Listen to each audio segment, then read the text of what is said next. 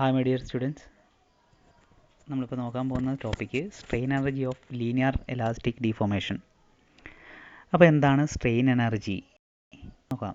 അപ്പോൾ അതായത് നമുക്കറിയാം ഒരു ബോഡി, ഏതൊരു ബോഡി ആയിക്കോട്ടെ, അപ്പോൾ അതിനകത്ത് നമ്മളൊരു എക്സ്റ്റേണൽ ഫോഴ്സ് കൊടുക്കുകയാണ്. എക്സ്റ്റേണൽ ഫോഴ്സ് കൊടുത്തു കഴിഞ്ഞാൽ സ്വാഭാവികമായിട്ട് അതിനകത്തൊരു റെസിസ്റ്റിംഗ് ഫോഴ്സ് ഡെവലപ്പ് ചെയ്യും, അല്ലേ? അങ്ങനെ റെസിസ്റ്റിംഗ് ഫോഴ്സ് ഡെവലപ്പ് ചെയ്യും. Resisting force per unit area അതിനെ നമ്മൾ സ്ട്രെസ് എന്ന് പറയും എന്നൊക്കെ നമ്മൾ പറഞ്ഞു. അപ്പോൾ അങ്ങനെ ഉണ്ടാകുന്ന എന്താണ് ഒരു റെസിസ്റ്റിംഗ് ഫോഴ്സ്, അത് which increase from 0 to a constant value, 0 നിന്ന് ഒരു കോൺസ്റ്റൻറ്റ് വാല്യൂയിലേക്ക് ഇൻക്രീസ് ചെയ്യും. അപ്പോൾ ഇവിടെ ഒരു ഫിഗർ നമുക്ക് കാണിച്ചിട്ടുണ്ട്.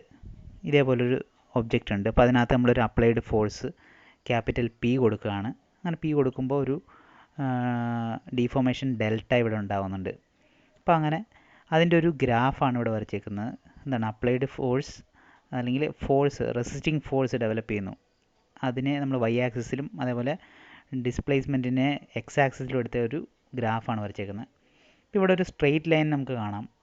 സ്ട്രെയിറ്റ് ലൈൻ ഉണ്ടായതുകൊണ്ട് നമുക്ക് പറയാം ഇതൊരു ലീനിയർ ഇലാസ്റ്റിക് ബിഹേവിയർ ആണ്. അപ്പോൾ അങ്ങനെ ലീനിയർ ഇലാസ്റ്റിക് ആണെങ്കിൽ അതിൻ്റെ റിലേഷൻ വരുന്നതാണ് എന്താണ് F/X=P/Δ. ഈ ഒരു ഫിഗറിൽ നിന്ന് തന്നെ നമുക്ക് കിട്ടുന്നതാണ്.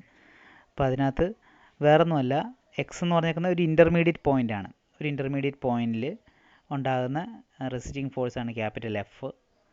അപ്പോൾ അവിടെ ഒരു ചെറിയൊരു എലമെൻ്റൽ ഏരിയ നമ്മൾ കൺസിഡർ ചെയ്യുകയാണെങ്കിൽ dx എന്ന് പറഞ്ഞൊരു എലമെൻ്റൽ ലെങ്ത് കൺസിഡർ ചെയ്യുകയാണ്. അപ്പോൾ അവിടെ സംഭവിക്കുന്നത് എന്താണെന്ന് നമുക്ക് നോക്കാം. അപ്പോൾ അതിന് മുമ്പ് എന്താണ് സ്ട്രെയിൻ എനർജി എന്നറിയണം, അല്ലേ? ഇപ്പോൾ സ്ട്രെയിൻ എനർജി എന്ന് പറഞ്ഞാൽ വേറൊന്നുമല്ല. ഇപ്പോൾ നമുക്കറിയാം ഇങ്ങനൊരു ഡീഫോർമേഷൻ നമ്മൾ സംഭവിക്കുന്നു. ഒരു ഫോഴ്സ് കൊടുത്തപ്പോൾ ഒരു ഡീഫോർമേഷൻ ഉണ്ടായി. അപ്പോൾ ഫോഴ്സ് ഇൻറ്റു ഡീഫോർമേഷൻ, അതിനാണ് നമ്മൾ വർക്ക് ഡൺ എന്ന് പറയും, ഡിസ്പ്ലേസ്മെൻറ്റ്, അല്ലേ? അപ്പം force into displacement work done. അപ്പോൾ ഇങ്ങനെ ഇതേപോലൊരു ഡീഫോർമേഷൻ സംഭവിക്കുന്ന സമയത്ത് എന്താണ് ഒരു വർക്ക് ഡൺ ഉണ്ടാകുന്നു. അത് സ്റ്റോർ ചെയ്ത് വെക്കുന്നു. അതായത് the work done during the process of deformation gets stored in the body. അതിനെയാണ് നമ്മൾ എന്താ പറയുക, സ്ട്രെയിൻ എനർജി എന്ന് പറയും. അപ്പോൾ ഈ സ്ട്രെയിൻ എനർജി ഗ്രാഫ് നോക്കുകയാണെങ്കിൽ നമുക്ക് എന്താണ് എക്സ് ആക്സിസിൽ ഡിസ്പ്ലേസ്മെൻറ്റും അതുപോലെ വൈ ആക്സിസിൽ എന്താണ് അപ്ലൈഡ് ലോഡും ഉണ്ട്, അല്ലേ?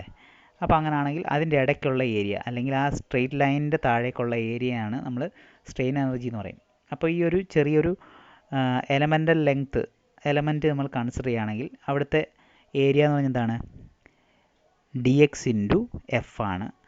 അപ്പോൾ അവിടുത്തെ ആ ഒരു എലമെൻറ്റിൻ്റെ സ്ട്രെയിൻ എനർജി എന്ന് പറഞ്ഞാൽ എന്തായിരിക്കും, എഫ് ഇൻറ്റു ഡി എക്സ് ആയിരിക്കും. എഫ് ഇൻറ്റു ഡി എക്സ് ആണ്. അപ്പോൾ അങ്ങനെയാണെങ്കിൽ ടോട്ടൽ സ്ട്രെയിൻ എനർജി എന്ന് പറഞ്ഞാൽ എന്താണ് 0 to ഡെൽറ്റ വരും. അതാണ് ഇവിടെ ഇരിക്കുന്നത് U=(x=0 to delta F D X). അപ്പോൾ അതിനകത്ത് നമ്മളിവിടെ നേരത്തെ നമ്മൾ പറഞ്ഞു ഇതേപോലത്തെ സബ്സ്റ്റിറ്റ്യൂഷൻ F/X=P/Δ ആണ്. അതിൽ നിന്ന് നമുക്ക് F=Px/Δ എടുക്കാം. അതിവിടെ സബ്സ്റ്റിറ്റ്യൂട്ട് ചെയ്യുകയാണെങ്കിൽ നമുക്ക് അവസാനം ഫൈനൽ റിലേഷൻ ഈ ഒരു ഫോർമാറ്റിൽ കിട്ടും. അതായത് എന്താണ് U=12 P × ഡെൽറ്റ. ഓക്കെ. അപ്പോൾ ഇവിടെ നമുക്ക് ഇങ്ങനൊരു സ്ട്രെയിൻ എനർജി ഉണ്ടാവാൻ ഉള്ള കാരണം അല്ലെങ്കിൽ കോസ് എന്ന് പറഞ്ഞാൽ എന്താണ്, അപ്ലൈഡ് ലോഡ് ക്യാപിറ്റൽ പി. അങ്ങനെ ഒരു കോസ് അല്ലെങ്കിൽ അപ്ലൈഡ് ലോഡ് കൊടുത്തപ്പോൾ എന്താ ഉണ്ടായത്, ഒരു ഡീഫോർമേഷൻ ഉണ്ടായി. അതായത് അതിൻ്റെ എഫക്റ്റ് എന്ന് പറഞ്ഞാൽ ഡെൽറ്റ അല്ലെങ്കിൽ ഡിസ്പ്ലേസ്മെൻറ്റ്. അപ്പോൾ ഇതിനെ നമുക്ക് ഇങ്ങനെ പറയാം, അതായത് സ്ട്രെയിൻ എനർജി ഈസ്